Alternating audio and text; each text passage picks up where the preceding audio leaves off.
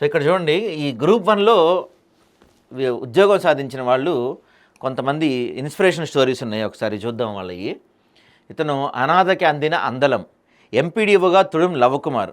అనాథ జీవితం, వరుస వైఫల్యాల నేపథ్యం అయినా కుంగిపోకుండా ఆఖరికి రాష్ట్రంలోనే అత్యున్నత సర్వీస్ అందుకున్న విజయం ఒకరిది. 3 కొలువులు వచ్చినా గ్రూప్ వన్ సాధించేదాకా పట్టుదలని సంకల్పం మరొకరిది. ఆ ఇద్దరి విజేతల ప్రస్థానం ఇది. బాబ్బా, గ్రేట్ అండి. 3 గవర్నమెంట్ జాబ్స్ వచ్చినాయంట, అయినా కూడా వదలకుండా గ్రూప్ వన్ కోసం కష్టపడుతున్నాడంట. మనోళ్ళు చాలామంది ఉంటారు, ఏదైనా ఒక ఉద్యోగం రాగానే కథం అయిపోయింది, మిగతా ఏం పట్టించుకోరు. చూసారా ఎంత లక్ష్యంతో తను గెలుచుకున్నాడో. 10 ఏళ్ల వయసులోనే కన్నవాళ్ళు కాలం చేశారు. అప్పటి నుంచి కష్టాలతో సావాసం చేశారు. కన్నీళ్లు తోడుగా పెరిగారు. అయినా పుస్తకం తోడుగా ఉన్నతస్థానం చేరాలని తప్పించారు. వైఫల్యాలు ఎదురైనా ఆత్మస్థైర్యం కోల్పోకుండా కఠోర శ్రమతో 2 ప్రభుత్వ ఉద్యోగాలు సాధించి శభాష్ అనిపించుకున్నారు. ఆయనే ఆదిలాబాద్ జిల్లా ఉట్నూరు మండలం కొత్తగూడ చెక్పోస్ట్ ప్రాంతానికి చెందిన తుడుం లవకుమార్. కూలి పనులు చేసే లవకుమార్ తల్లిదండ్రులు ఇద్దరూ అతడి 10 ఏళ్ల వయసులోనే చనిపోయారు. దాంతో ప్రభుత్వ విద్యాసంస్థలో చదువుతూ 10వ తరగతిలో 536 మార్కులతో గిరిజన గురుకుల పాఠశాల టాపర్గా నిలిచారు. హైదరాబాద్లోని ఒక ప్రైవేట్ కళాశాలలో ఇంటర్, జేఎన్టీయూలో బీటెక్ ఈసీఈ పూర్తి చేశారు. పేదరికం, కష్టాల నుంచి బయటపడాలని పోటీ పరీక్షలపై దృష్టి సారించారు. 2016లో గ్రూప్ 2లో విఫలమైన నిరాశ చెందకుండా 2019లో పంచాయతీ కార్యదర్శిగా ఉద్యోగం సాధించారు. ఆదిలాబాద్ జిల్లా నార్నూరు మండలం మన్కాపూర్లో పనిచేస్తూనే పోటీ పరీక్షలు సిద్ధమయ్యారు. 2022, 23లో వరుసగా 2 సార్లు టీజీపీఎస్సీ పరీక్షలు రాసినా విజయం దక్కలేదు.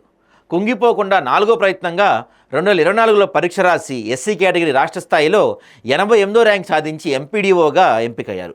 అనాథగా పెరిగిన బంధుమిత్రుల సహకారం, భార్య మరణాలని ప్రోత్సాహం, ఉన్నత స్థానంలో తపన గ్రూప్ వన్ సాధించడానికి తోడ్పడ్డాయంటున్నారు లవకుమార్. నిజంగా ఎంత ఇన్స్పిరేషనల్ స్టోరీ చూసారా, గ్రేట్ కదా. ఇక్కడ చూడండి, ఇతను ఇంకో అతను ఫైర్ మ్యాన్ అంట, ఇప్పుడు ఏటీఓ. 2 ఏళ్ళు ఫోన్ వాడలేదంటండి. చూడండి, మీరు అంతా నేర్చుకోండి అనొచ్చు. మీరు మరి 2 ఏళ్ళు ఫోన్ వాడకపోతే మీ వీడియో చూడాలని అంటవచ్చు మీరు. అంటే పనికొచ్చే వాటికే ఫోన్ వాడారని అర్థం అనమాట. ఓకేనా. కన్నవాళ్ళు కష్టాలను గట్టెక్కించాలంటే ప్రభుత్వోద్యోగం సాధించడమే మార్గం అని నమ్మారు. వచ్చిన ప్రభుత్వ కొలతో సరిపెట్టుకోకుండా గ్రూప్ వన్ సర్వీస్ను లక్ష్యంగా చేసుకున్నారు. తెలుగు మాధ్యమంలో పరీక్ష రాశారు. అసిస్టెంట్ ట్రెజరీ అధికారిగా ఎంపికై అనుకున్నది సాధించారు.